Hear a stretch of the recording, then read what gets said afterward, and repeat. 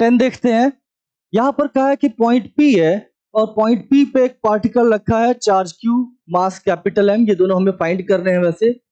और पहले केस में हमने एक m1 q1 के चार्ज को यहां से रिलीज किया तो एक्सेलरेशन a कम मिल रहा, q1 आपसे कहा है पॉजिटिव है। दूसरा, फिर से एक्सपेरिमेंट किया और अब की हमने एक m2, q2 इसको यहां से रिलीज किया तो भी हमें एक्सेलरेशन a का ही मिल रहा है, और ये जो चार्ज है अब की कहा है कि ये निगेटिव है। ठीक है ना?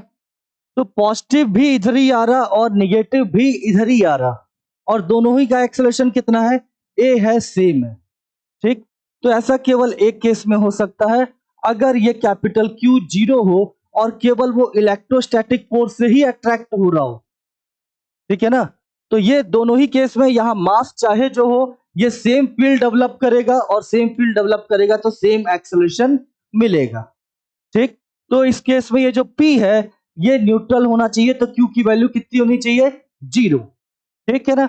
और अब अगर Q जीरो है तो इलेक्ट्रोस्टैटिक फोर्स लगेगा नहीं, केवल G capital M small m upon R square इसका ग्रेविटेशनल फोर्स लगेगा, और इसी से स्मॉल m, एक्चुअली m नहीं m1 है, ये m1 है, m1 को a का एक्सेलरेशन मिल रहा, तो m1 और m1 हो गया कैंसिल, और यहां से कैपिटल M की वैल्यू आएगी a r square upon g।